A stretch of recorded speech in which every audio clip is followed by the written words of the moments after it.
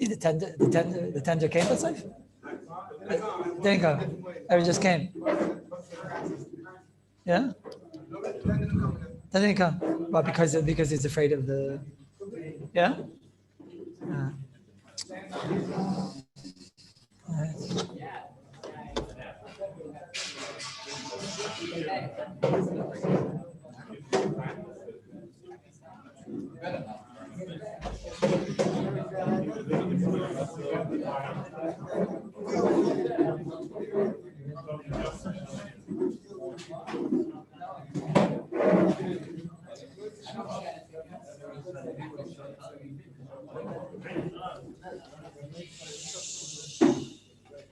Just, I need Mr. Brewer for a second. Just for a second. Yeah. That's good. I'll give you the bed. It doesn't have the first one. Everybody should. The assumption is that we're here on Sunday, but if they're cracking down, so then stay tuned for the emails. And just everybody should make sure to find out beforehand. The assumption is yes, but just if you check your emails and whatever to see what's going on here on Sunday. If we have to go back to Zoom, I don't know. Well, sorry. If they extend the seger, then they're extending. So now the question is, if you have to know how much they're going to be makbid. If they're so makbid, if you're here today, they're being makbid. So if they're being makbid, then just because the assumption is we're here. Find out if we are. Just nobody should just assume but the assumption is that we're here. Yeah. That's Hashem should help us. Another thing is that don't get excited by the clock. We started 10 minutes late, so that means that we're gonna have to. I told Rabbi to come a few minutes late because of the tender. So. Okay, so like this, the Mishabru over here, it always bothered me why he assumes that Hilchos Basis. When it comes to Siman Shintes, the name of the Siman in Shintes is Tiltal Ayidei Davar Acher. It's not even called Basis. It's not even the name of the Siman. And it's interesting, the Mishabru assumes that Hilchos Basis by the time that you come to Shintes. I always wondered why he assumes that. Okay, I guess the answer is because in Reish Ayin Zayin, and in Reish Ayin Zayin, Reish Ayin Tes, he discusses a lot of inyanim of basis, of muksa, b'chadayma. So he assumes by now that if you're holding by Shintes that Reish Ayin Zayin. That's the assumption. What? Sorry? Yeah, I guess if you finish the Shulchan Aruch every 30 days, like its original intention, so then you would know anyways, Hilchos Basis. I don't know if it's safe to say that assumption is correct, at least by us. It's appelled to me why the Mishabru over here, he didn't bring like a Haggadama, like is his derech always. So I guess he assumed that, like I said, you learned Reish Ayin Zayin. So what I'm going to do is just for a moment, I'm going to read you Reish Ayin Zayin Sivkat and Yud Ches. Reish Ayin Zayin Sivkat and Yud Ches is a sif which everybody should read. Everybody should read. And that sif is, we'll read it together for a moment. I'm not going to even go into it. It's something we're going to come back to constantly. In that sif, I just realized this as I was driving that I should do this. The Mishabura in this sif gives you a tremendous amount of knowledge of basis, and really everything we're going to be talking about is based on these hakdamas of all the Yonei basis. Over there, he brings down that first of all, there's a machlekes when we say something becomes a basis. Is it the pshat that it becomes a basis? It depends if you have intention that it's going to be there the whole day. No one should get nervous from today's shir. I'm nervous from today's shir. Nobody else should be nervous from today's shir because everything that we talk about, we're going to come back to. And, some of the things are you have to build. So, but let's see. Everything is like that. You start to, a tree, it's Tu B'Shvat, right? You plant a tree, you have to work hard in the beginning, but then the peiros, you don't have to work afterward. Right? By vegetables, it's not like that. Every year you have to again plant and again plant and again plant. But by tree, you plant the tree and then afterward, the peiros just come and you don't have to work. So let's, plant the tree and then it's Hashem. Afterward, the peiros they'll come. And in Sifut Ches, in Mishabur and Sifkat Yud Ches, he explains first that the first idea when it comes to basis is there's a whole shaila about Hilchos Basis of whether or not, if your intention is that the item should be there the entire Shabbos or not. If your intention is it should be there the whole Shabbos, that for sure could be a basis. You put the computer on the table, that for sure could be a basis because you intend that it's going to be there the whole Shabbos. But let's say it's not the case. Let's say you put something on a table and you didn't plan it being there the whole Shabbos. How am I going to take it off? It's muksa. How am I going to take it off? It's muksa. So, Feltach Nishteit says either a guy is going to take it off or you're going to shake it off the table or something like that. So then does that become a basis? That's a tremendous fight. Rabbeinu Tam says it doesn't become a basis, b'kai gavna. And others say it does become a basis. This is Mishabura brings down over here. He brings a fight. Then Mishabura brings down like this. He says, "Im bayin dafka she'aniach ala das yesham kol Shabbos." Do I need that it should be there the whole entire Shabbos? Or is it enough that it should be there in the Knisa of Shabbos?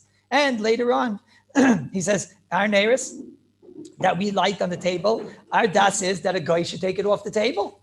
Our das, that was in those days, the guy took it off the table. So our das is that the candles shouldn't remain there the whole entire Shabbos. So he says, so that's totally in this fight. That's totally in the fight, and it's a very big fight. He says, because of that fight, you should probably try and think of a different eitzah. Right? Why do you want to get involved in that? You put the candles on the table and you know the guy is going to take it off. So according to some shittas, that's a basis because it was there during Ben Hashmashes. That's enough to create the basis. So Mishabur brings down, he says like this. He says, Shita, ve'ema yamuna kal shulchan Ben Hashmashes ganki karas. One of the big Mishaburs. This Mishabur is one of the most important Mishaburs. He says, but if, and this is the Minig Yisrael, if on the table at Ben Hashmashes there was also bread or shar dvarim shetzarich l'Shabbos, every word here, we're going to have to, mamish, you're going to have to sit shivin akiyim on every drop of ink over here in the Mishabura. Mishabura says, when you have bread on the table, challah on the table, or you have shar dvarim that you need for Shabbos on the table. So Mishabura says, pshita dehem chshuvim yaisim min haner. It's pashut that those things are more important than the ner. Dahainu min hashalevis. They're much more important than the candle. We have to determine what's more important than the candle. But berega, they're more important than the candle. So then says the Mishabura, nasas basis ligabayu. So now it becomes a basis for the davar mutter. When you have a davar mutter on the table and the davar aser on the table, so we say it's a basis for the davar mutter, not for the davar aser. Interesting. The eichidu basis later liser haheter choshev yoiser who batal legabe haheter. Then it becomes batal to the heter. It's interesting also. If you would ask Kallus, that's why nobody does. But if you would ask Kallus, what's the reason why when you have a davar mutter on the table and a davar aser on the table, and the table is holding up my computer and it's holding up my challah or whatever. And let's say the challah is more important because I needed to do a mitzvah or something like that. So let's say that wins. We'll have to discuss what wins, but let's assume for a minute that the challah wins. So if you'd ask me, why am I allowed to move this table? Why is it not a basis? Why don't we say the table is holding the computer? So I'll tell you, I don't have to, be so aggressive. I would say the table's holding the computer and it's also holding the challah. It's holding both, right? But if you want to know, is it a basis for the davar iser? I'll tell you that we say that since it's a basis for the davar mutter, right? So you can't say that his sole tachlis in life is to hold up the davar aser, for sure not. So therefore, that doesn't show us that it becomes tuffle to the davar aser. Why should I say it's tuffle to the davar aser? It's tuffle to the davar mutter. You look at the Mishabura, he's a bit more aggressive. He says the iser is bottled to the heter. It's like the iser is not here. It's mashma from the Mishabura. If the iser would be here, so then you'd have a problem. Tables holding Gisser, that would be about Mishabura. We'll see. Maybe this makes enough kamina. Mishabura sounds like when you have a davar mutter, and you have a davar aser, and the davar mutter is worth more. The davar mutter is here, the davar aser is not here. Interesting Mishabura. Nanela, what are you holding up? It's not here. It's not here. Okay, when I'm carrying this table and it's holding the challah, derech agav, the computer is being moved. Derech agav, but what's really being moved here? The table with the challah. Okay, we'll have to see if that makes a difference. Then the Mishabura says, he says, B'kai govna, shari the noyer. So now we tell you, okay, now do near. Knock it off the table because you still can't carry it. Okay, it's not a basis, but you still can't carry it. Still tilt them in that side. So he says, wait, but in yafshel the noyer, because of pseida, I knew yafsid ezid davar yidei apolos haner b'makim zeh. What am I going to do? I'm going to throw the flame on the floor, right? I'm going to go and the fire on the floor. I'm going to burn down the house. But you can't do that. So he says, okay. So then you're allowed to move the table. But what's the idea being? The idea is if you could do near, you got to do near on the davar aser. If you can't do near, so at the end of the day, the davar, it's not here b'chlal. If you have ruchniistic oigen, if you have ruchniistic eyes, so then you don't see here the davar aser b'chlal. I guess we first have to see, maybe you see it, do near. And if you can't see it, it's not here because you can't get rid of it. So now it's not here. Interesting blunders in Mishabura. And then the Mishabura says, he says, it's in Sarich Lamakim Shoimid HaShulchan, you need the place where the table's standing. So he says, okay, so you're allowed to do that. That's tiltum and atzad, the tzarech davar mutter, rachal taltal HaShulchan, afilu ba'oida neris tolkan love. It's one of the most not known halachas in all of Hilchos Shabbos. The candles are burning, the candles are going, right? And you had a basis on the table when Shabbos came in. So, everyone thinks, no, you can't do that. You can't move the table when the candles are on. That's not true. That's not true. If you need to move the table because it's you need the makim or something like that, you're allowed to move it even though the candles are burning. even though the candles are burning. That's what it says over here. Okay. And sorry, that there was lechem when Shabbos came in, it didn't become a basis. How many places in the 697 Siman of the Mishnah Berurah does he say those words? From here comes the minig of the frame of the ladies. What's the minig? The minig is that mutter the taltel hashulchin kishiyat tzarich, because they put the challahs on the table when Ben Hashmashas came in. Every word here we have to one day be medayik. He says you put they're careful lite and kikar at tzarich l'Shabbos al shulchin koydim adlakas neris. What's that all about? Why does it have to be on before adlakas neris? They don't light until they light way before Ben Hashmashas, right? Why do you have to put on the challah now? Why can't they put the challah on when Ben Hashmashas starts? Okay, but the minig of the nashim is not like that. I don't know if that's halacha, but the minig of the nashim is they put the challah on the table when they light, then they light, and now if you need to move the table, so you can move the table. Uminig nachanu. Kadeshi yeh mutal taltal shulchan.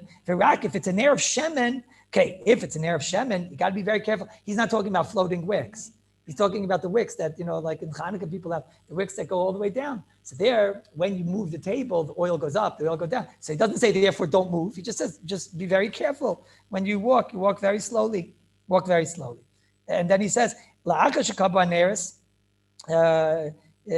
shouldn't you just be menayer now? Okay, then we have to talk about this. He says, well, now that the fire is out, so now you should just do near. Right? Okay, our leichters, we're not doing near on.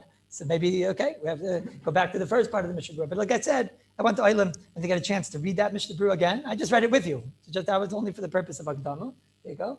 And what? So it sounds like the Mishnah Berurah, the Challahs aren't even on now. Sounds like the Challahs, this is Friday night. Impress your friends and family, right? There's the Challah on the table. Your wife did like the minig anoshim. Okay, especially when you have like small families in Zachin. When the kids gets a little more labor dick. So then ladies don't usually light on the table because it's not so simple to light on the table when you have a bigger family. It's if you want everything to last over there. But usually when people are newly married and things like that, so they light on the table. They light on the table and there's a challah on the table. And then Friday night, why do you want to move the table? What do you have to move the table for on Friday night? What? Okay, sometimes you can clean the floor without moving the table. But let's say something spills. So now you have to move the table. Okay. So now you're allowed to move the table. So your wife is going to say, oh, what are you doing? There's candles, they're lit. We'll wait till after. No. Shabbos Meiko, you move the table slowly. And then she's going to say, oh, my Talmud Chacham. Right? That's it. So I guess on Friday night, spill something, and show her your incredible wisdom. Now it's a version of Mishnah Berurah. Okay, that's the Akdama. Now, come again? Tilta Begufa is like, that we'll save for the end. At the end of the day, we'll talk about Tilta Begufa. But but why should I do Tilta Begufa? It's mutter for me to do this. It's not a chumrah. It's not even a chumrah. It's mutter gomer. What we just described is mutter gomer. Okay. Now now you guys know all about, enough now, buses now that you're able to start Siman Shin Tes, because the Mishnah Berurah goes right into it over here. He has zero rachmanis over here at Mishnah Berurah. I realized as I was driving over that Mishnah Berurah, I was going to give you Akdam, and then there's got to be somewhere the Mishnah Berurah told me basic ideas, and I realized, the Mishnah Berurah told us already. So he assumes you learned it. What? Sorry? There's so much in that Mishnah Berurah. Bez Hashem. What's considered more important than the other thing? So much in that Mishnah Berurah. I have $500 in my drawer. And I have a pair of glasses which costs $100. Right? What's more important? $500. No, because glasses you need for Shabbos. So glasses is more important. Says going with Moshe based on this Mishnah Berurah. Right? You have to see. It's a lot. There's a lot over here. Okay. Let's see. So it says the Shulchan Aruch in Sif Beis like this. Now. Shulchan Aruch talks about, it's based on this whole Gemara over here. The Gemara discusses different stones that you put inside of a bucket. A ganze mice over here. There was a bucket that had a stone. There was a pumpkin, a whole story over here. There was a pumpkin, it sounds like one of the Geisha holidays. There was like a pumpkin that they had a stone in it. And we're all trying to figure out if that stone is Geveinlich, is it Muksa, is it not Muksa? What's going on over here? So the Shulchan Aruch says, Kallus, I said Nekuva, you have a basket that had a hole in it, and what'd you plug up the hole with? A stone. You plugged it up with a stone. Okay. A brick is muksa. A stone is muksa, whatever. Okay. But this barrel, kalkola shaisen akuva, had a hole in it. You're allowed to carry around this barrel. Mutter l'teltel. Why? Sharei nasa kedofna. Because now that rock fit into the hole in the wall, and it became a part of the wall. It's like you're miyached this stone to be a part of the wall, something like that. So memelos mutter sharei nasa gedafna became the last, and so too this pumpkin shtickle gourd shetoilim ba'evin kedei lachbida. What do you do over here? You have the rock in the pumpkin because you want to be able to weigh it down. You want the rock to weigh it down. Okay, interesting. It depends if it's tied well, then it becomes like the glass and it's bottle. If not, it's aser. Why is it aser? So this is your introduction over here. Says the Mishabur, I'll tell you why it's aser. Because the glass itself, the pumpkin, this is a pumpkin food. No food, maybe it's raw food, I don't know. But Al Kapanim, this food became a basis to the stone. If it didn't become a part of the wall, so now there's a pumpkin holding a rock. So that's a table holding a leichter. Right, a pumpkin holding a rock is muksa. The pumpkin itself, you can't move. Says the Mishabura. Nase basis. At last answer muksa. Nase basis l'davar aser. Okay. Then the Shulchan Aruch goes on. It's another interesting case. Kalkala malei Paris, a barrel filled with Paris, and there's a stone in there. Whole mice over here. Well, you can't do near because if you're near, the Paris are also going to fall out. You have a rock inside a barrel that has apples in it. So what are you going to do? So if you could do near, do near. Don't stand carry around a barrel that has a rock. What are you doing? But the Yanayir gone to Evan. But if you can't, so what could you do? So if you can't, so now it's not a basis. Why is it not a basis? I don't know. We have to figure this out. For some reason, it's not a basis. Okay. So now it's not a basis. I have a rock. Try and get the rock out of here. But if you can't get the rock out of here, I'll let you pick up the barrel and I'll let you bring it down the block, out of the way, because you need the makim. Let's tilt them in that side. Let's start the makim. What? Because you can't do near, but why is it not a basis? What? Because it's Paris. So mele it's a basis l'davar ha aser and davar ha mutter, and the davar ha mutter is worth more important. So therefore, that's what you do. Okay, that's the second halacha. Sif Dalid, all these sifim go together. It's all based on one Gemara in the Shabbos. The Gemara says the Shulchan Aruch says shachach heaven al pi chavis. What's this? A rock was, if I guess, on top of the barrel. Yeah. So then, still, it's not a basis because shachach, that you all know, that's the aleph base of basis, is that it has to be placed there, b'dafka, b'kavana. But if it was accidentally forgotten there, that's not a basis. Okay, so the barrel is not a basis because I have here a barrel with a stone. Now I have the barrel with the stone and it's shachach, it doesn't become a basis. Okay, everything good?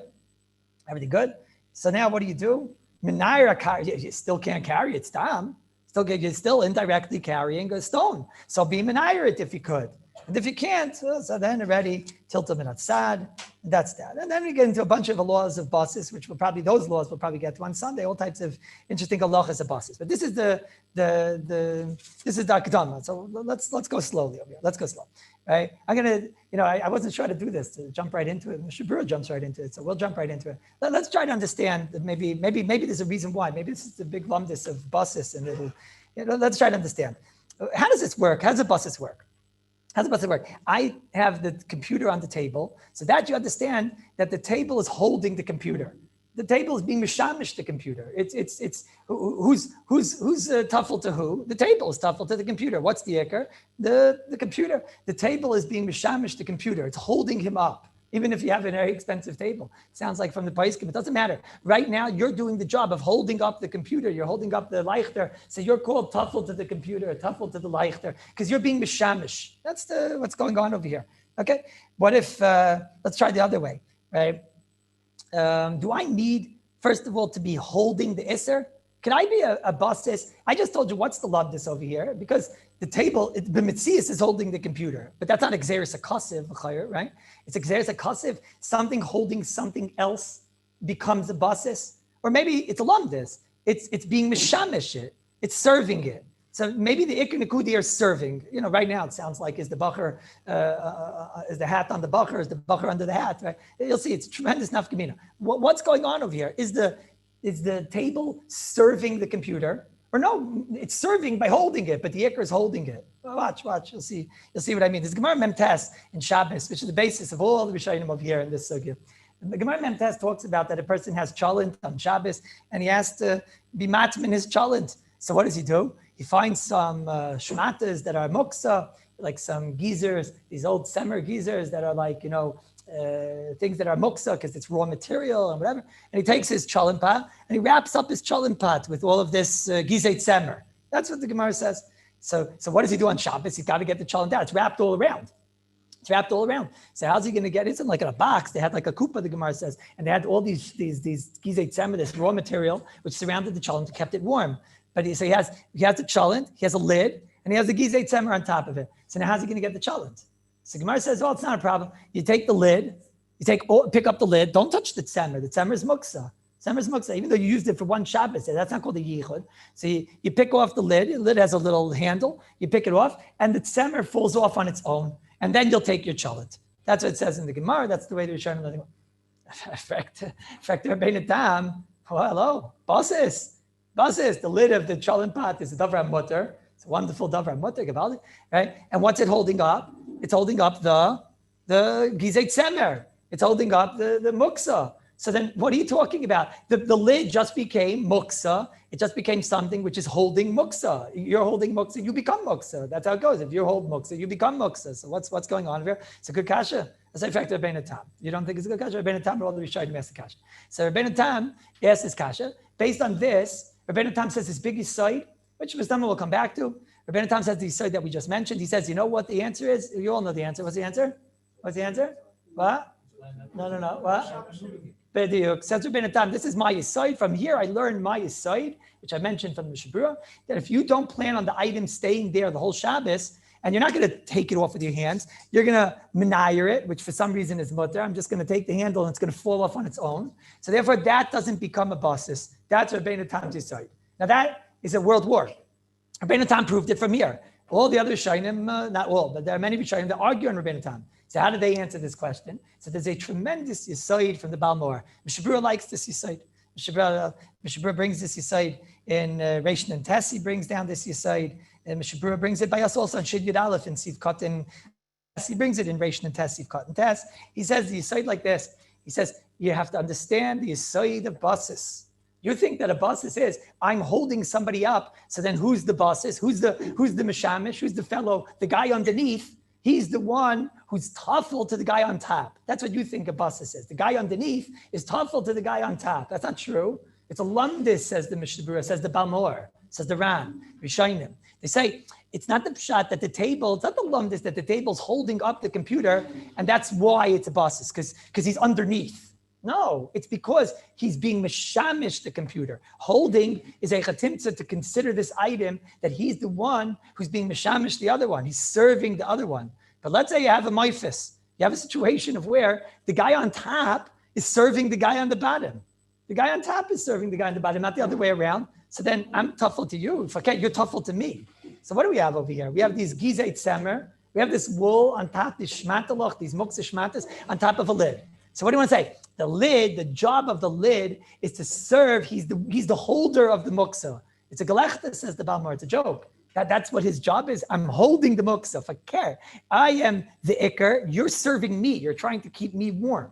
You, gizet semer, are trying to keep me warm. So therefore, we don't say that the guy on the bottom is serving the guy on the top. We say, adarabah. You can have situations of where the guy on the top is serving the guy on the bottom. So the Mela Zok the Balmor. So therefore, the whole basis of basis, the whole yisoid of basis, the ganze foundation of basis, is that the guy is serving the other guy, that the fellow underneath is serving the guy on top. But it's not because he's underneath.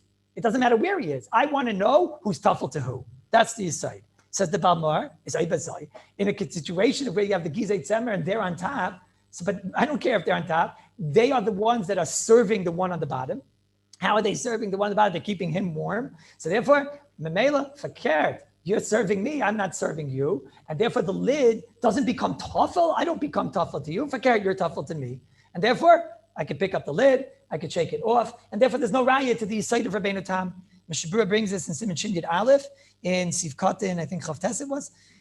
I'll just read it to you inside. And this is something Mishabura is fond of. He's very fond of this site. Mishabura says, you're going to tell me, Ba'oichlin, what's a loimer? Ba'oichlin evu lo shaykh basis. Daloi lo yaisa kavanasai batmana she'tei ha'oichel mishamish la'ofer.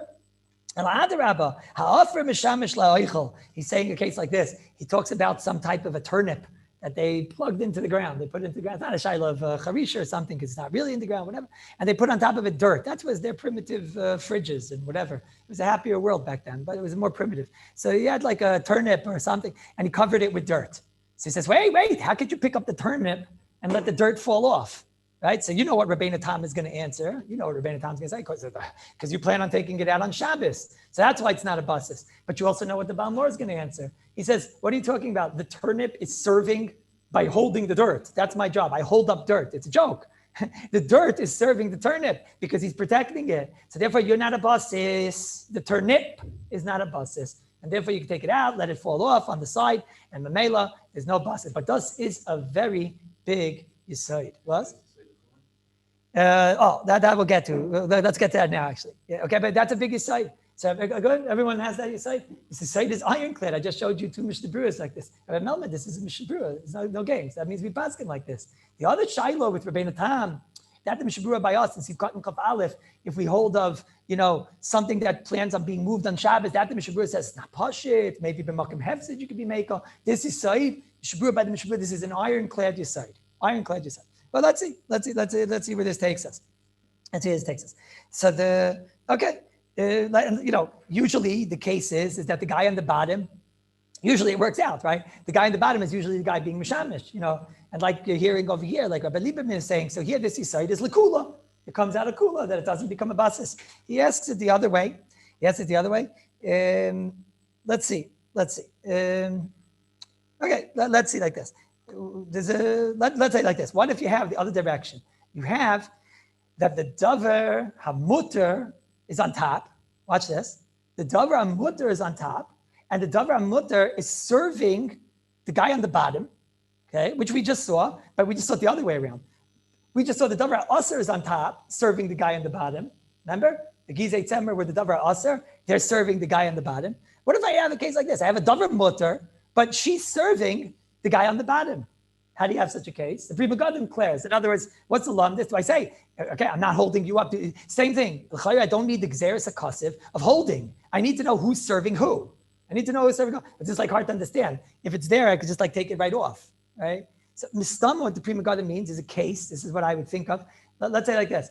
We'll see variations of it. But the Pri Megadim in the beginning of Shinchas and Mishpatzis of Dalet over there, it's like Thomas. He says, I'll say it in my language. What if you have clothing pins, right? What are the English called clothing pins? Pegs. What if you have clothing pins that they're holding wet laundry in this weather? Okay, so we had big problems with wet laundry. Is wet laundry muksa? Because at the beginning of Shabbos, let's say in this weather, it's wet clothing, it's outside, and it's going to be wet the whole Shabbos. So that would be a good example where I think everybody would agree. Actually, I shouldn't say it's a case where everyone agreed. We had a big machlekes on this because 2 people could hold it. But Akaban the Mishnah Brewer's shita is that wet laundry is muksa, especially if it's going to be wet the whole Shabbos. So just deal with it. Let's go with that shita. Wet laundry is muksa. If it's going to be wet the whole entire Shabbos, it's one. That's what the most places can go with. If it's going to be wet the whole Shabbos, most places can go that it's evil muksa, not klishmak l'yeser. It's muksa that you can't move not tzarkuf, not tzarkuf mekoyim because it's a muksa machmas iser. Okay, so now you have it over there and it's hung up by the pegs. All right, it's hung up by the clothing pins. Right? So now what happens on Shabbos? You realize that you need a clothing pin. Why do you need a clothing pin on Shabbos? Because to close the bags, you need to close the bag. And you say, look, the clothing is anyway soaking wet. You have to probably wash it again anyways. Or better, it fell. It fell. So now you have the clothing pin there. As of when Ben Hashmashis came in, it was sitting there on the clothing line. That means it was holding the davar mutter, the clothing pin. I don't know if it's mutter mamish, maybe it's klishmak l'yeser. We spoke once because its function is to hold a davar that's also, but it's not evil muksa. But as of when Shabbos came in, it was servicing an evil muksa. So maybe now it's bleibt us evil muksa gone to Shabbos. But she's on top. Maybe the peg is on top. Who cares? Is it totally on who's on top, who's on the bottom? I just showed you the kula that it doesn't matter who's on top, who's on the bottom. So maybe l'chumra also. If I'm servicing you, I'm holding you. The truth is, yesh ladim with a clothing peg. I'm not sure I've done this because you're also on the bottom in lamdis. No, you know what I'm saying? Because you're holding it up. What makes you on top? You know what I'm saying? You don't have to be a lamda for that. You just have to be a balabas like me. You're not really you're not really underneath. You're not really on top. You're really underneath, right? Because you're under that part which is being held up by you, right? And you guys are all not balabatim. You're all not like me. Shakol nieh b'dvaroi. It was made in Eretz Yisrael, right? Because Tu B'Shvat tried to eat things that are made here.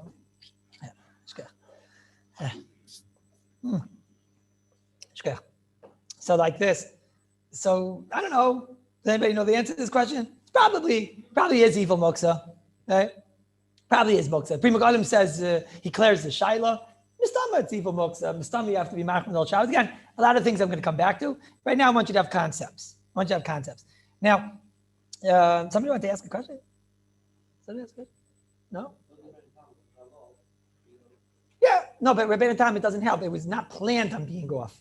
Rabbeinu Tam's vort is that you planned on taking it off. Therefore, it doesn't become a basis. If something just mamela came off, then that still becomes a basis, even according to Rabbeinu Tam. It's totally in your das. What was your das at Ben Hashmash? Okay. Now, I have a question. Whoever has the answer to this question probably should get, what should I give him? What do you got there? Dates? We'll give him dates. What is that, jerky or dates? Dates, okay. Then we give him some dates, right? Because dates. But no, he deserves something. But because it's young in the sugya, I have a very big question. Rabbi said, if what I said, I'll tell you a story that happened in the summertime. I remember this vividly, the story. Erev Shabbos, who remembers in those days when I gave the shiur in Erev Shabbos, 4:30. Remember? 4:30 was 4:30 was Torah, you guys? 4:30 was Torah, and 5 o'clock was you guys, and we had a little parsha shiur together. Remember the olden days, So the computer was there. Shabbos was usually at about like 6:30, whatever it was. I remember those days. So so what I would have like this, I would have I had the computer here, like on the table, let's say, and the air conditioner was going because it was pretty hot. It was hazy, hot, and humid. Right? And there was the computer, and there were my papers. So without even thinking, what I would always do is I would take the papers and put it under the computer because otherwise they would blow away. I don't know if you ever saw me during the shiur running after the papers one time. That's how it goes. But so I would put them under the computer like that, right? It was my Torah notes. This is real Torah is mutter. It's a kisvei yad, right? These are probably going to be worth a lot of money one day even, right? And so... Hint. So the kids are, it's gefährlich being a Rebbe that has to prove himself, So I had the papers underneath the computer like this, much like this. I remember this case vividly. It was the first Shabbos that this was going on, and the air conditioning was blowing, whatever. So now I know the malach. I just put the paper under the computer, and then it holds it down. Right? Came Shabbos, and now I want to take my paper. Because I want to tell you, I said some nice things to you guys. I want to tell it to my family also. I don't remember what I said, right? So I want to take out my paper. Okay. So now, big problem, no? Because she's a basis. She's holding up the computer.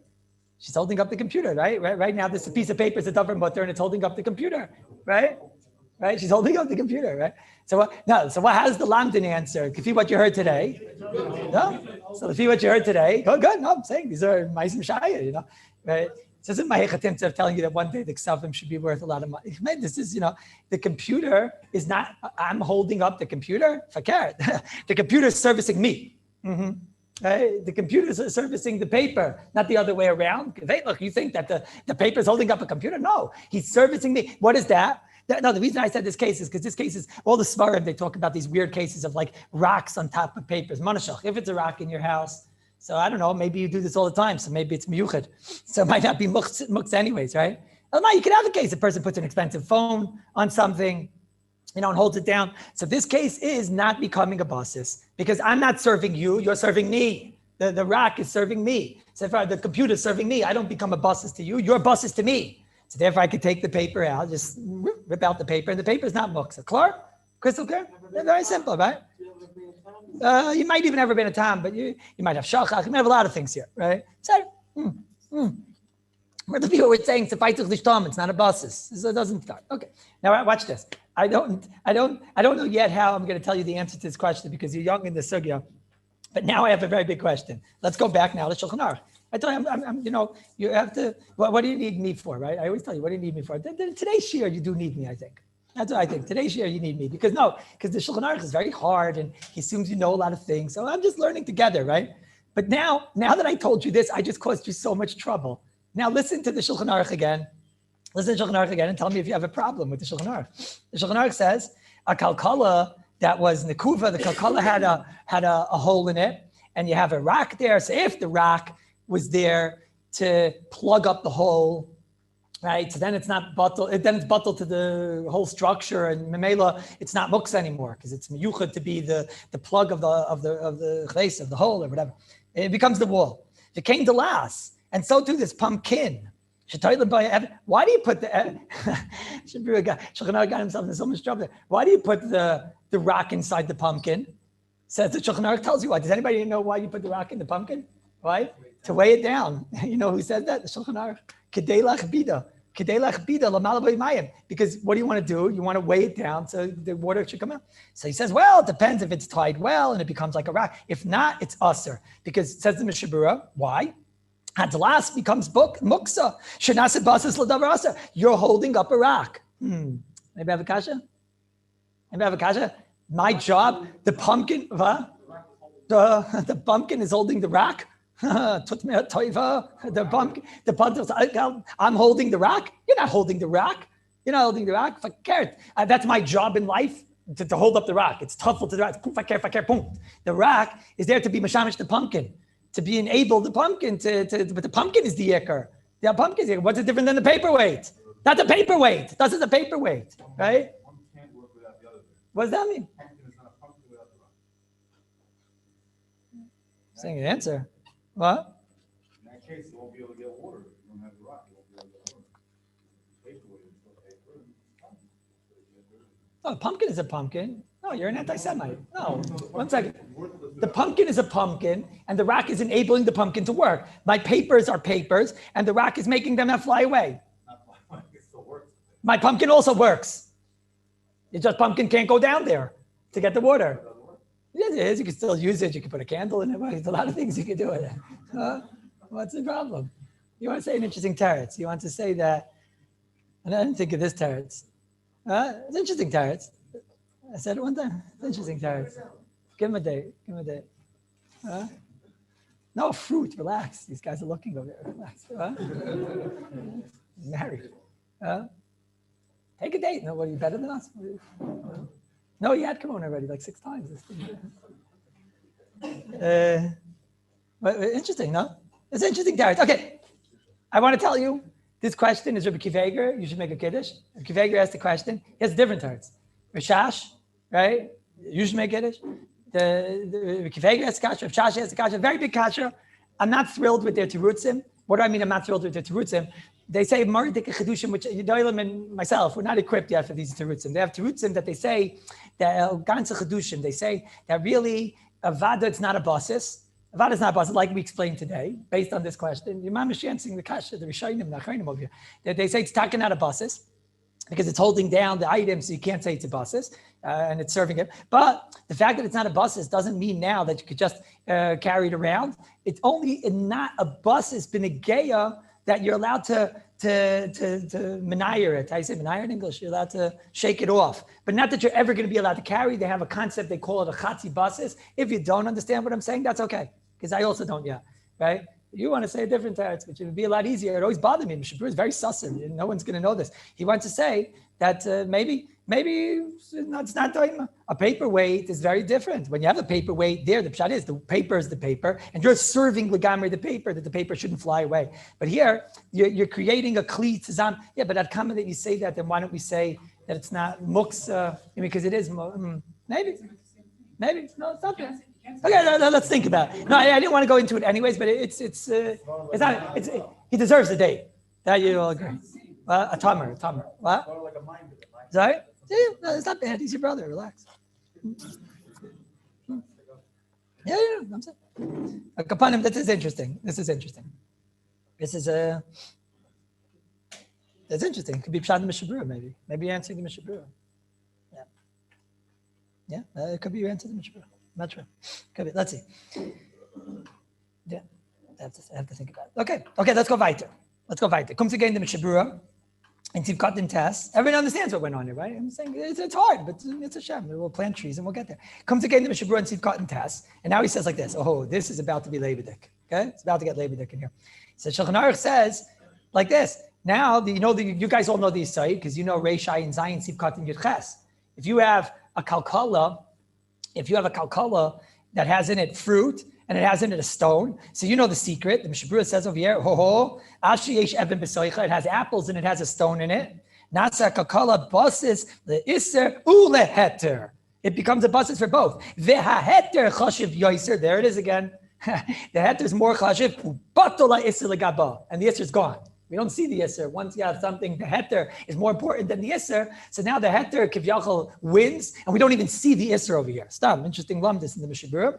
V'have ki'ilu einoi basis rak leheter. If you thought before I was being medayik, and it's like, maybe I was pushing a little bit. Mishabura's mefurish over here. He says, ki'ilu einoi basis rak leheter. It's only a basis for the heter. V'af al-gav the memela matal 11, but the Evan goes along memela. There's a stone over here, my computer on the table, and there's a challah on the table. You're only a basis to the challah. The computer goes along. This is memela. Shari l'talto ulagia l'makam sheyirtza ve'ein tzarich lilkoit. Okay, and you can't do niyar, so memela everybody's happy. You can't do niyar. I say okay, Maisa. Like I said before, if the shot was like, look, let's understand the Mishabura. I'll call it the Shitasa. You're a little bit young in the sugi a minute, right? But I told you, let's say like this. Let's say I would need to take this table to the other end of the corner. I need to take it somewhere else. Okay? I need a table over there. Whatever. Okay. And I'm not able to do near. So maybe that's what I explained to the earlier before. Maybe that's why the Mishabura is forced to say this type of lumdis.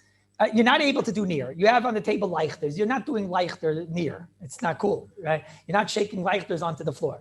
So now the fellows, we tell the Yid, okay, so you can do tiltum and atzad, and you can move the table and carry it over there, and it's fine. So wait a minute. Why is it fine? Hooray, you need the leichter on the table. So how could you look at the table that it's not holding up the leichter, right? You don't want the leichter on the floor, so you want the leichter here on the table. So that's why the Mishabura is very bothered by this. He says a big chiddush. He says, no, the leichter is not here. When you have something that's more important, the challah is more important. So the challah becomes the ikar. The leichter kivyachol is not here, and we don't see the table as carrying a leichter b'chlal. It's just the memela coming along with it. Again, I'm going to explain this in B'yat Hashem. I'm going to explain this as we go along, but let's see here. I want the Olam to have a lot of information so that when they learn the Sifim today, you'll be able to do it. That's Pachas Yosef. We're going to talk more. That's what's in Sif Gimel. Now in Sif Daled, there's something very interesting, and with this we'll finish. This last idea. It's very interesting thing. Listen to Shulchan Aruch. Shachach Evan al Piachavis. Okay, so Shachach Evan al Piachavis. You know that that's already not a basis because it's Shachach. So it can't be a basis. Okay. Shachach Evan al Piachavis, and or you forgot money on a pillow or something like that. So just do near. You got the money on the pillow, just take the pillow and go like this, because you forgot the money on the pillow. Obviously, it's not a basis. So just go like this, and now the pillow you're allowed to use. Okay. Mata alatzida, push it to the side, the Evan falls off, minara kar, the money fall off. Ve'emaya chavias, beina chavias, or whatever, whole story over here. Okay. Ooh. You wanted the rack to be there. You want that this rack should be there. So now that's it. You know already what this machlekes is. You wanted the rack to be there at the beginning of Shabbos. So the first shita holds that you can't go now and shake it off because that's a basis. You wanted it to be there at the beginning of Shabbos. It's a basis. The second shita, you know already, or Beinatam. Yeah, Sharman, no. Since you planned on taking it off throughout Shabbos, so then it doesn't become a basis, and therefore you can shake it off. This is what you know already. Okay?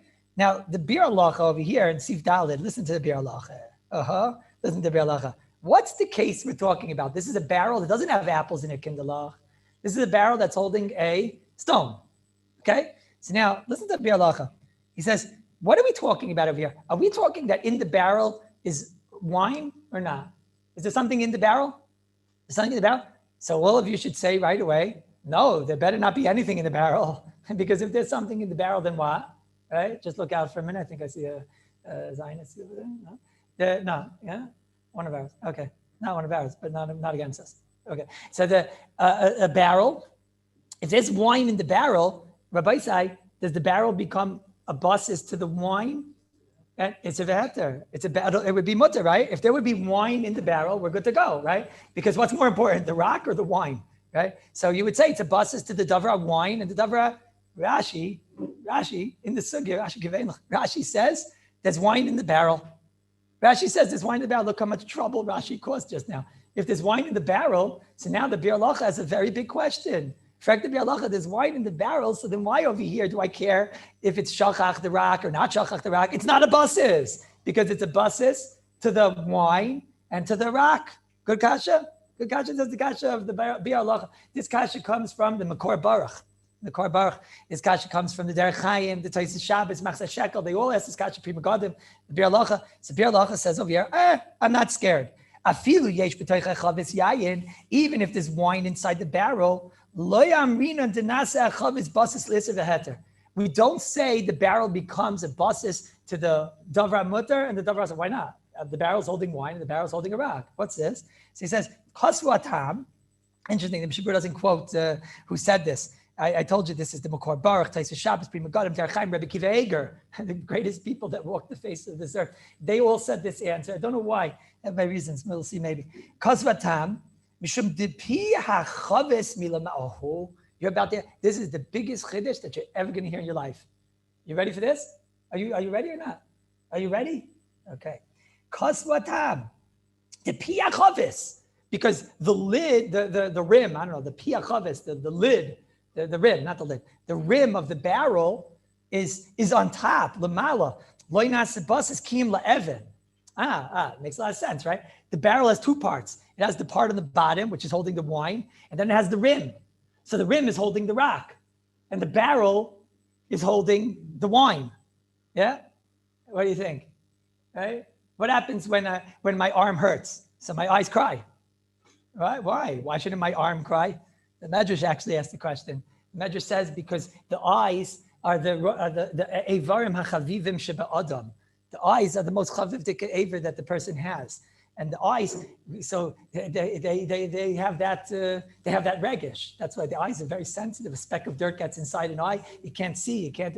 An eye is something. That's how you're going to be nene from the ziva shchina lasid lavoi is through the eyes. So that's why you have to be careful if you shouldn't be paiging the eyes, right? And also hafuch, how much good can go into your eyes, how much gets cleansed with Torah, right? But the Maisa, you understand that when this arm hurts, so my whole body hurts. It doesn't work like that. I'm in pain because my arm hurts. So what's the Mishabura talking about? I have a barrel. He says, no, it's not a basis l'davra aser and davra mutter. The barrel's holding up the wine, and the rim is holding up the rock. So that's why it may if it's taka going to be considered shachach or hiniach, because if you did it b'shachach, it's not a basis. If you did it b'hiniach, so then the rim becomes taka a basis, a big chiddush. No, unbelievable. Rabbi say, I'm going to ask you a question, and I know the answer to this question. Watch this.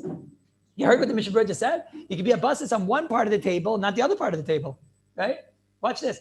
It's an unbelievable chiddush. Rabbi say, You all hope that the Mishnah Berurah is right.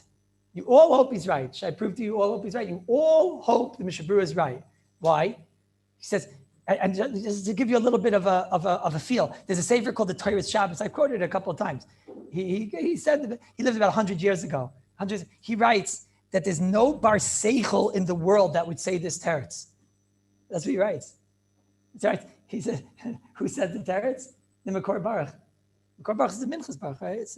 The Chazon Ish once said that he told somebody that the Gemara says you should sell everything you own to buy a pair of shoes. Because you can't walk around with shoes. You're not the mevuzah without shoes. So you're supposed to sell everything you have for a pair of shoes. So the Chazon Ish once told somebody that for a Minchas Baruch, you should sell your shoes. Let's say you don't have a Minchas Baruch. Do you have a Minchas Baruch? Do you have one? But you have shoes. Sorry, no. Okay, no. Today, no games. You have shoes. What? He knew it was raining. The Chazon Ish was talking even when it was raining, right? But if you don't have a Minchas Baruch, then you shouldn't have shoes, right? It's more important to have a Minchas Baruch. I'm thinking of you. They deserve it also. Okay. Akapanim. So the Makor Baruch says it. The Derech Chaim was the Nesivis. Nesivis, Rabbi Kiva Eger says it. I don't know how I should have as little seichel as these guys, right? Tzeitzis Shabbos, the Bir Halacha, the king, right? The Bir Halacha, the Prima Godim, the Tzeitzis Shabbos is everybody. Everybody in the world says this teretz. But what is this teretz? This teretz is that you can have one item and you can be mechalik it in half. And I got news for you. Everybody in this room hopes and prays the Mishnah Berurah is right. Why? Because watch. You know, you have on the table leichters, and you forgot to put on the table Kallus. Okay? Or you didn't. You didn't forget. You just, whenever. We're not moving the table, right? Or the billion other things in the world that, you know. So what do you have? You have on the table leichters. So now, is the table, you allowed to move the table on Shabbos? No. What's muksa? Well, the fire is muksa. The wick is muksa, the Gemara says. The thing holding the wick, the cup is muksa, the oil is muksa, everybody's muksa, right? The leichter is muksa, the tray is muksa. Okay, it could be if you have something on the tray, we'll talk a different time, okay? But Al-Kapanim, assuming nothing's on the tray, the tray is muksa. What's underneath the tray? Tablecloth, right? Tablecloth. What's underneath the tablecloth? So sometimes you have like another tablecloth, you know, you have like something, a table protector. And then what's underneath that? The table, yeah? Everybody's muksa. The whole, the ganze binyan, all 7 stories. They're all muksa. Okay, doesn't bother me. I'm not moving the table. And you know, you chevra during, you know, there they are Friday night, right? No, that's lunch, right? So, you know what I'm talking about? What am I holding over? It's like the tablecloth. There's a tablecloth. So, already almost like a mitzvah Thanksgiving, you know? Right? No, you know what I mean? He's not even realizing. He's just going like this and like this. I'm not going to say other things he probably does with the table. There's no napkin. Fagnish, right? You know, so he has a whole lot of this. Why did God make a tablecloth? Right? You know, okay. So there he is, and he's going like this and like this and like this.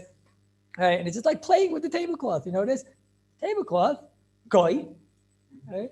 The tablecloth is muksa. The tablecloth is muksa. Ani mamin b'min shleima and basis lever also. There was no chal on this table. Ani mamin b'min shleima. The tablecloth is a shtick muksa. When I see a tablecloth, I see a piece of fire. Okay, so I can pick up the table chas v'shalom. The tablecloth, she's also muksa. So then I say, why? Wait. So then why are you allowed to move around the tablecloth? That part of the tablecloth. Oh, so you all hope gewaltig. Maybe hopefully the Bir Lach is right. Hopefully, Halavai, the Bir Lach is right, and we mechalik items in half. That's what you're about to say. We're about to mechalik items in half. So just like when I could take a barrel and I could say the bottom of the barrel is holding up the wine and the top of the barrel is holding up the stone. So therefore, the top becomes a basis to the rock, and the bottom is the barrel. So therefore, I can't move it because saif I'll be moving the part of the barrel which is the basis to the rock, right? But over here we can use it to our benefit. No. We could use it to our benefit. I'll say that I believe that you could mechalik items. Right, and if I can mechalik items, I'll say fine. So the whole table, I guess, the table, the part that's over there, that becomes bottled to the leichter. Or I don't know, maybe only the part underneath the leichter. I don't know, maybe the part underneath the leichter only becomes a basis. 1 second. Maybe that's the only part. But the tablecloth over here, she's not over there. So therefore she's not a basis. Right? So you all hope that the Bir Lach is right? Not the same. Let's hear it.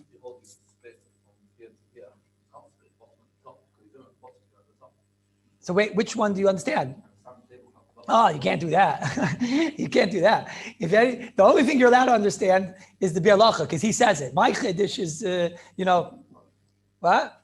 But you can't say it. You're never right to say it. Without this Bir Lach, we have no basis to say this, right?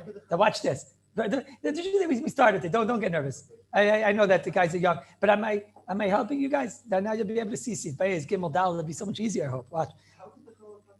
Sorry? Okay. All good shilas, but let's not answer a shilah with a shilah. I understand your shilah. Saying, how does it work ever with the challah and the table? Okay. Let's see. So watch this. Now I'm going to tell you one last thing, because this is very pertinent for you all to know in order to understand these Mishnah Berurahs. They're quite difficult. Mishnah Berurah over here, I'm being mistaken. Now I must tell you, there's an Or Sameach, Rameir Simcha. He has a different teretz over here to answer this question. Now, again, what was our shilah? You have a barrel, it's holding a rock. If the barrel has wine in the rock, so then it's a basis to the davar asur, davar mutter. So Rabbi Spire, you were somewhat makaven to the Or Sameach. Your teretz is somewhat what the Or Sameach says. He says, no, the rock over here, you can't not be misyaches to the rock. It's a similar idea, not exactly the same, but similar. He says, you can't not be misyaches to the rock. Because the rock is there. Every time I want to get wine out of the barrel, I got to move the rock. Now, we would have thought, forget it, the rock is being mishamish the barrel. Whatever, we have to deal with this. All these things we have to deal with, don't get nervous. But he says, I can't, what do you want to say? You want to say this item is holding up the challah and it's holding up the leichter. Okay, that I can hear. The mela, it's bottle the leichter. He says, what are you going to say over here by the barrel with the wine? The barrel's holding up just the wine, not the rock. That's what you want to say, right? You want to say the rock is bottled to the wine. So what do you mean? Every time I want wine, I have to move the rock. So you can't not be misyaches to the rock. The idea being like you can't say the rock is nishdu. The rock is ichadu. You can't say that. It's the chiddush to your samech. Therefore, it would yes be a barrel, a buses to the rock, and not just to the wine. A chiddush. Mishabur is not saying that. What? That's a kasha that you have to ask over here. It's a good kasha. It's no matter what a kasha. No matter what, there's a big problem here. Why don't we say fakir? The rock is being mishamish. This is why I gave you all these akdamas. So you should have these problems. But let's go divide it with the achronim say. The birloch is uktan teretz. There are some out his teretz and like that. Okay, now watch this. There's one last bit of information, and then you guys should be equipped to read all these mishaburas today. Listen to this. There was some interesting minig that they had. All the poskim are discussing this. The mishabura is very busy with this. The Taz, everybody's busy with this.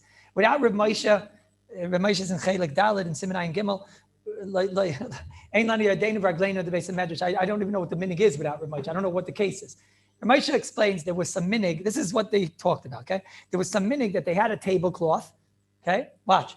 They had a tablecloth, and then they had another tablecloth. They put on two tablecloths. Not until today, there's people that do this. I don't know the minig we're going to describe. Not too many people, but till today, there's people that put on two tablecloths. They put on two tablecloths. On top of the second tablecloth, they put the leichters. Okay, and there was nothing else on the table, or no, there was. One second. They had. Okay, watch.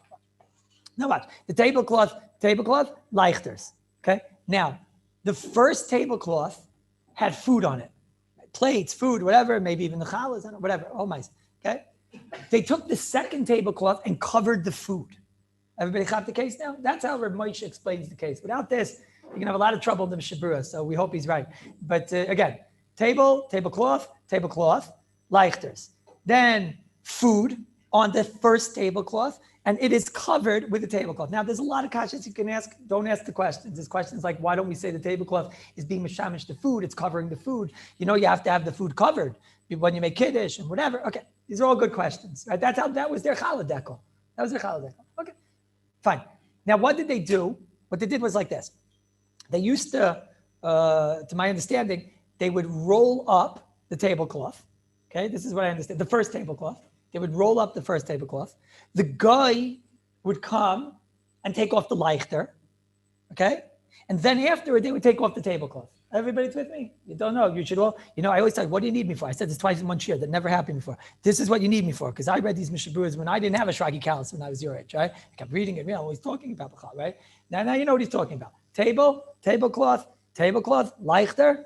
First tablecloth has the food covered with tablecloth. Then they would, after they made kiddush, they would roll up the tablecloth until the point of the top one, until the point of the leichter.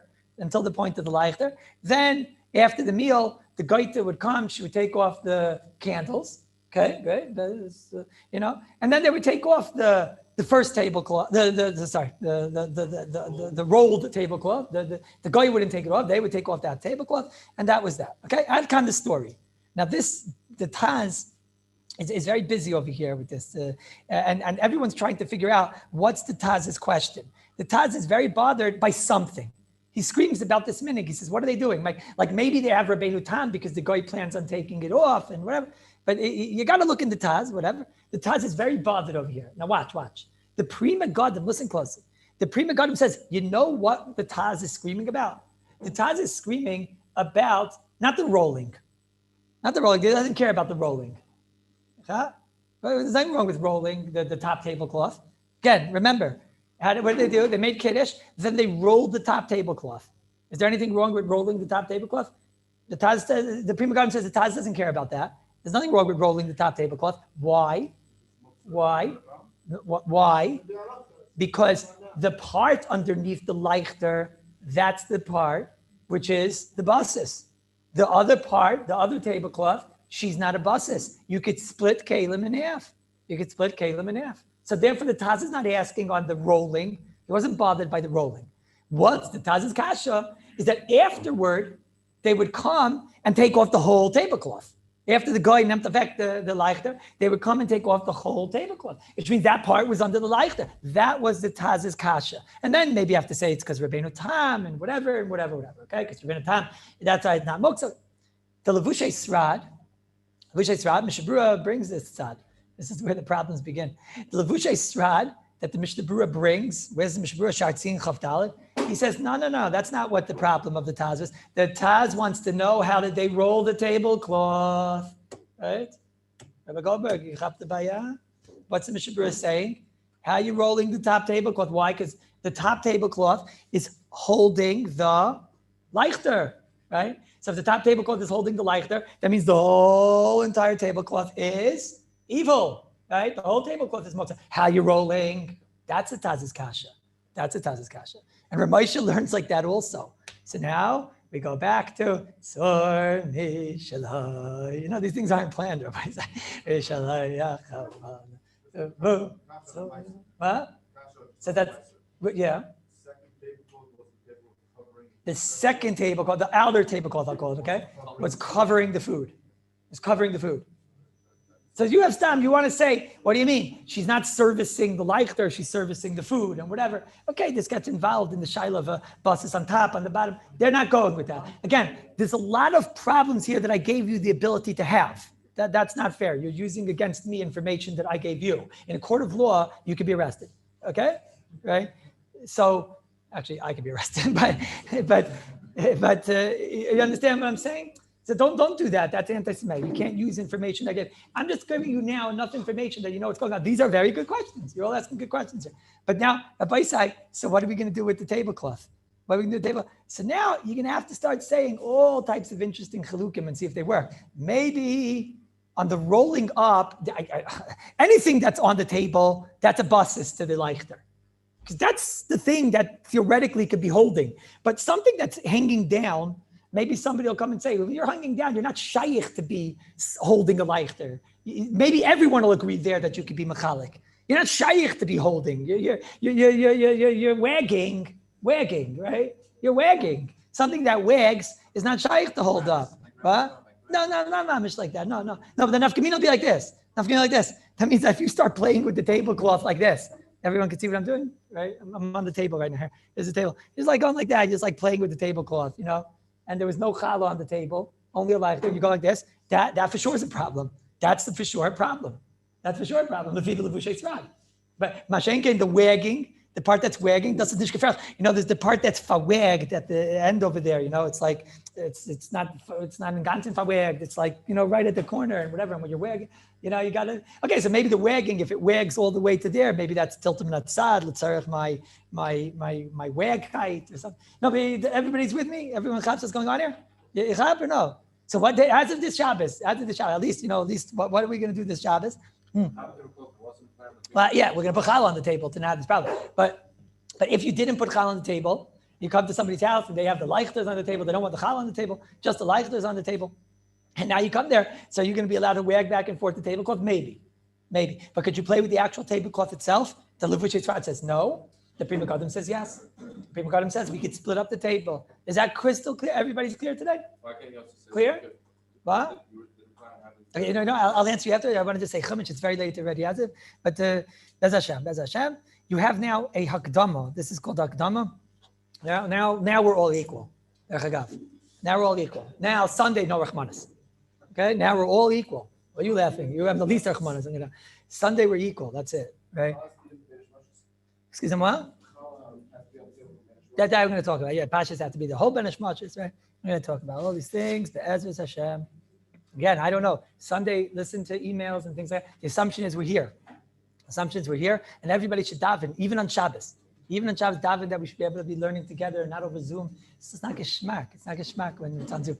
But just listen to emails. Hopefully we're here. If there's no email, it means we're here. Okay? No email.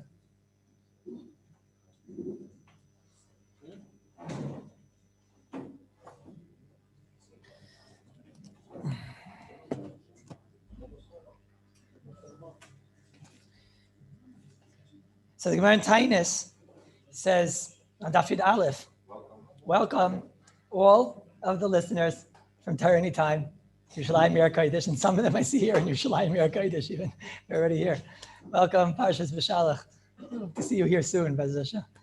The Gemara in Tainis, everybody in this week's Parsha, they talk about the Shir Sayam and the Mon, and there's a lot to talk about. And at the end, there's a shtickle meis mitzvah, is the whole story with Moshe Rabbeinu and Amalek and fighting Amalek. So over here, the Gemara in Tainis on Daf Yud Aleph, the Gemara brings down like this: La'olam yitztayer adam imat tzibur.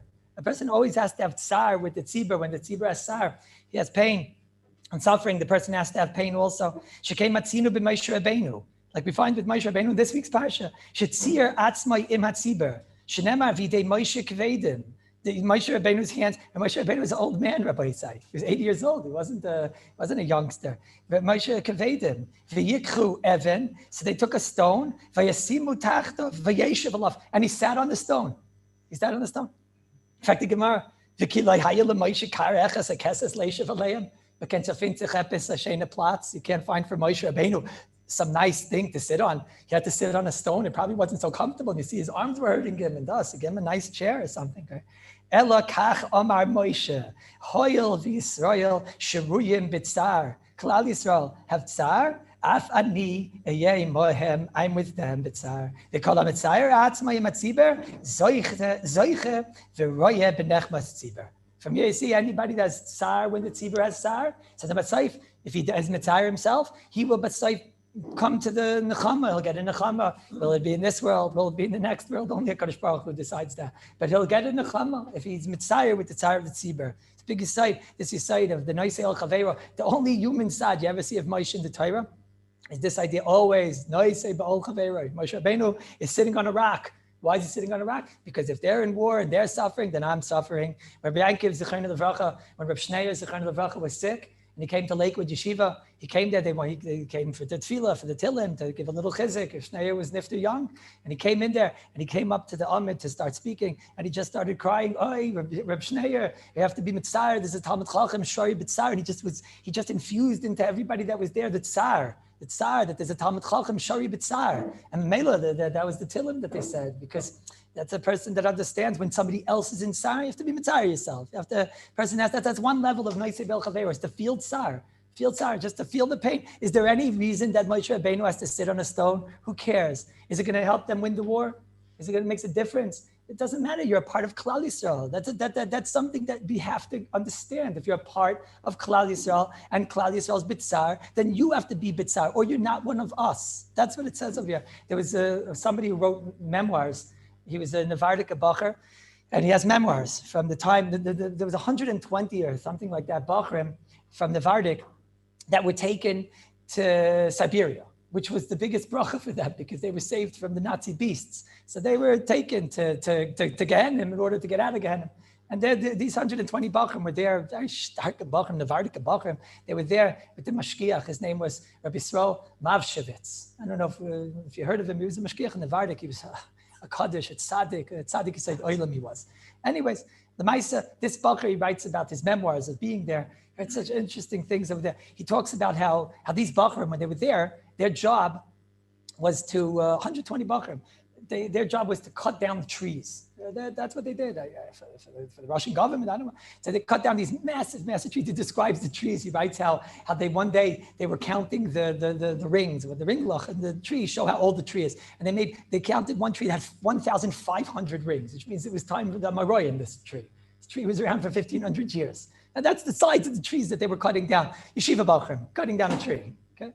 So they made a cheshbon like this. There's a certain amount of trees that they had to cut. There was a quota that they had, and they split up the Bachrim into 3 groups: the strong Bachrim, the mediocre Bachrim, the medium Bachrim, and the shvacha Bachrim, the Bachrim that weren't so strong. I don't mean in learning. Usually it's the other way, But so that's how it was. So they said like this: the stronger Bachrim, they were all Erev Bachrim. So they said like the stronger Bachrim will do more, the weaker Bachrim will do the least, and the middle Bachrim will do and that's how they cheshboned it out. And this Rabbi Yisrael, the Mashgiach, he was a part of the cheshbon too, and they said that he won't have to do anything. He won't have to do anything because that's what the Gemara in Yuma says in Dafayin Beis and Beis. The Gemara brings down the whole pasuk by Vasu Arin and Vasisa Arin. The Gemara says Mikan, that a Talmid Chacham, if there's a Talmid Chacham amongst you, then his work has to be done for him. You have to do his work. So they said he is the Talmid Chacham. He's the tzaddik. So he doesn't do anything. He'll daven for us all day and he'll give us chizuk after we work. So we'll do his job and then he won't have to work. And more so, he brings down that one of the Bachar managed to give a shaykhad, a bribe to the, they were makbid not to eat shreif and the mamish tzaddikim, these Bachar. So they had no food. So one of them managed to bribe one of the Ruskis over there that he should give him 10 pieces of bread for these 120 Bachar, 10 extra pieces of bread. Somehow he bribed him with who knows, like a shoestring or something, that he should give them 10 extra pieces of bread.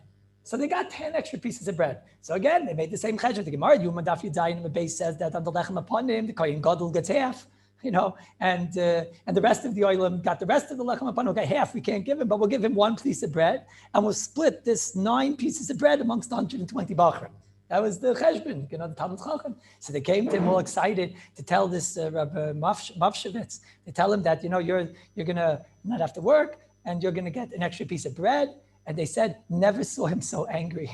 He was an edel person. He was a finer person. He saw him so angry. He says, I'm going to work with the strong guys. That's first of all. I'm with the big guys. You could take somebody and knock him down to the mediocre guys. He liked the whole cheshbon they made. They're so good. It's thinking good. He's thinking about other people. I'm with the big guys, with the shraggy calluses. He's with the, what are you laughing at? I'm with the big guys. And he says, and the bread? I don't need your bread. I'm with the big guys, and I don't need your bread. He brings down over there, so half-a-think of people, because I am going to be noisei be'ol chaveira. Does it help? Does it really help? Shouldn't at least one person be strong? No, because when you're a part of Klal Yisrael, you have to feel the pain of Klal Yisrael. He brings down, there was one bacher there that got the $1 million job. Was the $1 million job in the kitchen? Animal like this, in camp also, right? It's the $1 million job. He says, in the kitchen, in the kicher given height, it was hot, it was warm in there. You can get extra food. Usually the guy that came out of the kitchen, he looks pregnant always, the geschmack, right? So what happened? This bacher, they found out after they left. So imagine what it was. They found out after they left that this bacher used to walk around in the kitchen without shoes and socks. He wanted to feel the cold that everybody else felt. And he didn't eat any bit more than they got. Whatever he found out they were getting fed, that's what he ate also. Does it help? It's going to make them feel any better. Are they going to be warmer because your feet are cold? But you're a part of Klal Yisrael. If you're a part of Klal Yisrael, noisei be'oil chaveiroi. And this is something that over and over, this is one level, the feeling the pain of other people when you're not even doing something in the positive, just feeling the pain. Yes, to just feel the pain. I don't know, in Corona, you'll go figure out something. Maybe hold your nose under the mikveh for a little bit longer. You feel what it is to have first of all, to have akar satoi for the breath. For the Baruch Shalom gave you the ability to breathe in general. Al kol neshima v'neshima. Every neshima, kol neshima. And also stand there. You should feel the pain of people that they can't breathe. I don't know how to apply this, but maybe a little bit more on a practical level. I saw Ramban, which is, it's unbelievable. I never realized it before. It's Ramban, in Shmois, Ramban is talking on the Psukim, where in the beginning of Shmois, where again, Moshe Rabbeinu, this is why Moshe Rabbeinu was the leader of Klal Yisrael, because of this. This is why. You don't get much, you don't hear much about Moshe Rabbeinu's life. Roiv of Moshe Rabbeinu's life, we don't hear about. Right? The Ramban explains, Ramban is over there in Parak Beis, I think in Pasuk Yudayin, Yechez over there. So it's unbelievable. The Ramban explains that these two psukim, Tezvav, Tezayin, Tezvav, Tezayin, there's 68 years going on in these two psukim. Unbelievable. These 2 years, 68. Moshe Rabbeinu only lived to be 120. Roiv of Moshe Rabbeinu's life is these 68 years. These two psukim. What are these two psukim? He says that Moshe Rabbeinu found out at the age of 12 that he was a Jew. That's how I bring this machlekes and these things. Moshe Rabbeinu found out at the age of 12 he was a Jew. On that day he found out he was a Jew. I'm a Jew, so I got to go see what's going on with my Jewish brothers, my brethren. Right? I got to find out what's going on with my brothers. So Moshe Rabbeinu went to the brothers. He finds out he's getting clapped, he got hit, and that. So what did he do? On that day, he killed the Mitzri. And the next day, he ran away. He ran away for 60 years. He saw somebody hitting a Mitzri, Is it hitting a Jew? You can't be soivel. There's a yid that's getting clapped. There's a yid that's getting hurt. That means I'm getting hurt. So he went and he was misariv in a riv. That's not his problem, right? What would any of us say? It's not my problem. It's not my problem. So for 60 years, he had to run away. So he had a 60-year lesson. It says he was goyled to this place. That's all different stories. Was he a king somewhere? Was he just in Kallus? But he ran away for 60 years because he got involved in something that wasn't his problem. So you think, let's see, after 60 years, you think Moshe Rabbeinu learned his lesson? 60 years. He was 72 years old now, according to the Ramban or whatever. He learned his lesson probably, right? Don't get involved in problems that aren't yours. You're going to have 60 years of suffering. When's the next time you see Moshe Rabbeinu? Now listen to the pasuk. Vayishma paras adavar, okay? Vayivakash l'haragis Moshe, vayivrach Moshe. So Moshe had to run away. That's pasuk Tezvav. 60 years later, he gets to Midian. It's in the same pasuk. There's a lot going on in this pasuk. It's a very long pasuk, right? 60 years later.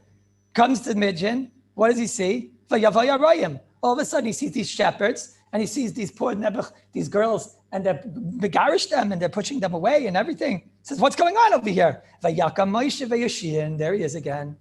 Moshe, these are dangerous people maybe. Moshe, these aren't like the upstanding shepherds of Mitzrayim that you're used to, right? These are Midianites. I mean, maybe Moshe, you're maybe going to have to run away for another 60 years. Yeah, but it's worth it to help another person. It's worth it to help. I guess Moshe Rabbeinu saw she was a yid. You know, it's worth it to help at Tzipora. It's worth it. What do you mean? 60 years? You didn't get the message, Moshe? You ran away 60 years because you got involved in fights that aren't your problem. Then Moshe Rabbeinu says, it's my problem. And it's worth running away for 120 years than to go and to help another yid. There's a Maisa. There's a Maisa in the, there's all types of Maisa. You know, some of the Maisa have happy endings. Some of the Maisa don't. The Marsham, the Bejana, when he came to be the Rav in Bejan. So there was a whole issue with the taxes on the meat. I don't know what the ganze story was. The whole story there, and the Goyim were very upset with the Jews in general, and Kavachayim were with the Shaychet. And one day the Shaychet was walking home, and the Goyim, a gang of Goyim came, and they started beating up the Shaychet. Mamish, terribly. And everybody ran inside their houses. They were scared to death. It was going to be like a pogrom. Everybody ran inside their houses, right? The Marsham, he sees they're beating up a Jew, and his Mamish at the end of his life came out. And the Masham sees this, and he starts running down the street. He's going to target the Goyim. He's going to scream and kill the Goyim. I'm going to target the Goyim, right? Lazim align, the people looking in the street. So till today in Bejan, I mean, there's no Bejan, but till today, the Nace, they all ran away.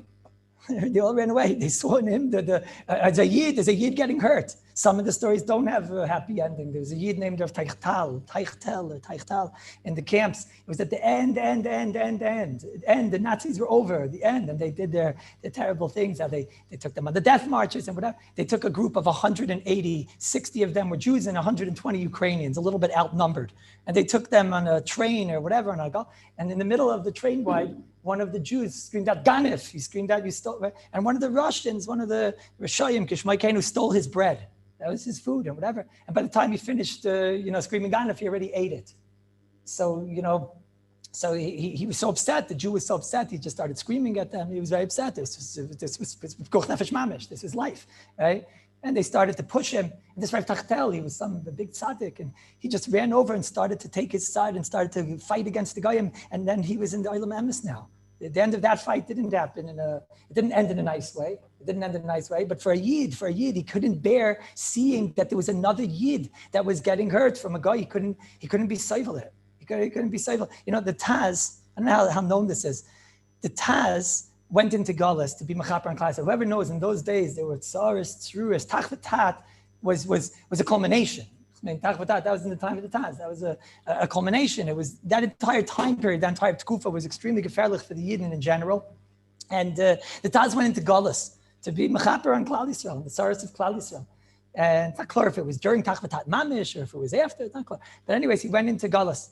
And now in those days, they didn't have pictures of the Taz, Gedolim pictures. Nobody knew the Taz. They knew his Sefer. The Taz was an old man. The Taz lived to be 80 years old. The Shach was a young person, but the Taz was 80 years old. So that means the Taz's Sefer was out in his lifetime, and the Rabbanim had it. The Gedolim of the different towns had it. So Taz went into Kallus and incognito, very incognito, computer. And Tachlis, the Taz, the Maisa came to one town, and somebody slightly revealed the Taz. He realized who the Taz was because he had been from Krakow, and he could who the Taz was. Tachlis, he said to Taz, he can't so evil that the Taz should go around collecting money. The Taz begged him not to reveal him. He went around collecting. He just, was in Kallus to be mechaper on Klal Yisrael. Klal Yisrael had so many tzaros in those days. Kitzer, the person, he begged the person, don't reveal me. But the person says, what if I get you a job? And then at least you should be mefarnes yourself. Not a rav, not a rav, fine, but just to be mefarnes yourself, boy, and mechubit. So he said, fine. So the guy gave him the job. He was the treber, the menaker of the fats and the shleichtais. They gave him that job. The Taz was masking because it's not, you deal with not the finest of whatever all day. And the male of the Taz was masking to take this shtella. That was the shtella. The only thing is, in the middle, the people started realizing that the treber is quite a big Talmud Chacham, and they stopped going to the Rav to ask the Shilas. Every day they would have a Shaila on something. They would go to the Taz, and the Taz said, yeah, kosher, nish kosher. They also liked the Taz. He had a few kulas in treifas. So the Taz was, he became the new Rav. So one day the Rav comes to the Shleich. The Rav is he comes to Shleich. What's going on? There's no more Shilas. They say, no, we have no more Shilas. Now we have this new Menaker, and he knows the answer to all the Shilas. What? Who's this new Menaker that knows the answer to all the Shilas? It's very scary. You hear such a thing, no? So that sounds like Muncie Butcher over here. It sounds very scary over here, So the Bekitzer, he's scary. So he said to let me talk to him a minute. What's your name? My name? David Siegel, Dave Siegel. What's my name? What's he going to say? Taz. My name is David Siegel. David Siegel, is it true that you're answering the Shilas? Yeah. Why? Because they asked me. He says, what are you? Are you some type of tremendous Talmud Chacham or something? No, not Talmud Chacham at all. So the Rav got so upset, right? So some have the gear said that he slapped him. Some have the gear said that he right away put him in those days, the Jews had their own jails. They right away told people, chapsim, and they put him into, and the holding cell was punked in the house of the Rav. Right? So there he is, the Taz is in jail. Right? Okay, in the house of the Rav. In walks the little girl to ask a shaila to the Rav. And she asks the shaila, and she starts crying, and she walks out crying. She's crying. The Taz sees her and says, what's, these are from the window. Maidel, what's the problem? Why are you crying? So she says that we saved up for a chicken for a month. And the family, we saved up for 1 month for a chicken. And we brought the chicken, we had a shaila and chicken, and the Rav was machmir, said the chicken is treif. So the Taz says, let me see the chicken. The Taz looked at the chicken, and the Taz said, this chicken is kosher. Go to the Rav, tell the Rav there's a Taz in Yeridea. I got to know where the Taz is. But there's a Taz in Yeridea that says that this chicken is kosher. Okay? But don't tell the Rav who told you. 6-year-old girl goes back to the Rav. The Taz in Yeridea says that the chicken is kosher. The Taz in Yeridea says the chicken is kosher. What Taz in Yeridea? Goes and looks it up. The Taz in Yeridea, the chicken is kosher. The chicken, he saved the schnitzel. She says, who told you this? Who told you this? Right? I can't say. I can't say. You gave her a little catch up. Okay. All of a sudden, it was Magal. How do you know this Taz? I know the Taz. It was Magali, he's the Taz. Magali, he was the Taz. It came out, obvious it's not going to be Shaykh. It came out that he was the Taz himself. It was Magali himself as the Taz. Okay? So this story, Rechaim Kanievsky said over. Rechaim Kanievsky said over the story. I didn't hear it straight from him, but I heard it from one of his nephews who said over that his uncle, the Rechaim Kanievsky, said over the story. He said that he heard the story from the Chazayin Ish, and that Rechaim Kanievsky was very loves the story. So Rechaim Kanievsky asked a shaila on the story. It's kasha like this. Rechaim Kanievsky took a shaila. I mean, you're going into Kallus to be mechaper on Klal Yisrael. That means that this Yiddish Yisar is tach v'tat and everything bad and shreklech and the whole, right? So that means Klal Yisrael need Yeshua, right? So what's the kasha? I said, B'zai, is it worth it? Obviously, if he went, that was it. He was Mizgala, and that was it. It was over. He had to go back to being the Taz. Right? So obviously, he made some type of a cheshbon that Klal Yisrael needed a kapara and to save Klal Yisrael, whatever it was, in his gullus. And that's why he wasn't revealing himself. So why did he blow his cover? Dr. Chaim Kanievsky, I think the answer you understand. But Dr. Chaim Kanievsky, the trerin, the tears, the pain, the sevel, the agnes nefesh of a little girl, for whatever her chicken is, right? So the whole Klal Yisrael sevel, that's shoved to that also. That's shoved to the whole sevel of Klal Yisrael. That's how a Yid has to act. That's how a Yid has to feel. If there's a little girl that's crying because she's not having chicken on Shabbos, so then he has to feel that pain. That's shoved to the whole Tsar of Klal Yisrael. When the Taz heard that and the Taz felt that, the Taz saw the sevel of all of Klal Yisrael. So Mameli had to reveal himself. He had to reveal himself. But that takes a big lave, Rabbi Yisai. That takes a big lave, a lave of Klal Yisrael. Sometimes it's nice to actually feel the pain. Sometimes it's nice to do something. The Rabbi Levine, he had a son who I heard a story from his mouth. It's a murder Kamais. I heard it 20 years ago. He said that his father, Rabbi Levine, they were once standing together. I heard this story from his grandson, excuse me, but it was about his father, in other words. So he said his father and Rabbi Levine, his grandfather, were once standing in front of Eitz Chaim. And Rabbi Levine every morning would look at the children as they would walk in. Every morning the kids would walk in, and Rabbi Levine would look. Rabbi Levine would look as they would walk in. And when one day his son said to him, Tav, what are you looking at? What are you looking at? So he said to him, look at the kids and tell me what you see. So his son said, look, this kid came in on a machber, he doesn't have his notebook with him, and their kinder come in on a sefer, he doesn't have a sefer, and this kid's coming in off a shluffendik, he's coming in without a cheshik into the cheder, that's what he sees. So Rabbi Levine said like this, he said, Moishla, when I see Moishla, I see that his feet are cold. I feel sick because he's got like holes in the shoe and it's red and he's freezing cold. His shoes have holes. Have a loch in there's a loch in the sheikh. So what could you do? So that's why he's coming in without a cheshek. And this one over here, he doesn't have a machberet. He also doesn't have a sandwich. He's starving, and he was looking the whole morning. Where is he going to get a sandwich from? He needs food. So he forgot about the machberet. And this one over here, it's true. He doesn't have a sefer, but his mother's sick at home. Then because his mother's sick at home, so Mela, she didn't put the sefer. That's what he saw. That's what Rabbi Levine saw when he saw these children walking in. That's what he saw because he's the lave of Klal Yisrael. Because he's Noisei Bol Chaveirei. Rav Dov Landau, a great Jew, lives in Bnei Brak. Ashiva Slabotka das, and great Jew. So somebody was once going over them, telling him it's tsaris and tsaris and tsaris and tsaris. And Rav Dov Landau was listening. And he seemed a little bit like, even maybe a bit cold, and he was listening. And then he said to him, and he gave him a big bracha, and you shouldn't have any more tsaras, whatever the tsaras were. And there were people waiting online to talk to him. He said, Adam Gadol, ma'oid. And afterwards, somebody came over right away to Dov Landau and started asking him a question and learning. He's a tremendous guy, like not Stam. He's the biggest in the ganze Welt.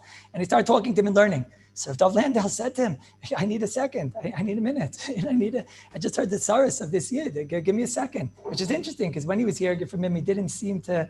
So he took a minute and he saw a mamish in pain and tsar. And then afterward, the Avreich asked him his shaila, whatever he asked him. So he said to him, Aber ich verstehe nicht. Two kashas. One kasha is, why b'shas ma'isa it wasn't that? And the second kasha is that lulei teiras chashashui. Torah, without Torah, we'd all die. So let's learn Torah. So we would die from Agnes Nefesh without Torah anyways.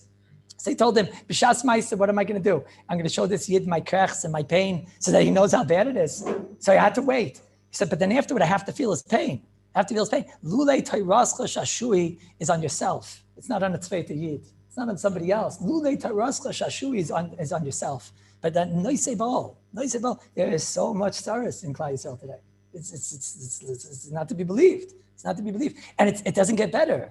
It doesn't get better. The Erev elephant it doesn't get better. It gets worse. It just doesn't get better. So you have to, Mistama, every avodah helps. It's Tu B'Shvat. It's still by the Chassidim for sure, it's still Tu B'Shvat, right? It's, you have to, you have to feel the pain. You have to do something also, maybe something to feel their pain, maybe something to do something about their pain. And ich weiß nicht, aber mit auf Noisei B'Oil Chaveiroi. Good Shabbos, Rabbi. Moshe Rabbeinu is, I'll show you in a second, at the end. Shabbos. Where's the Taz? The Taz is in your day. I think it's in Milam Zayin. Here, you want to see this? The pasuk is here. Shabbos. No, the first one. This is this one.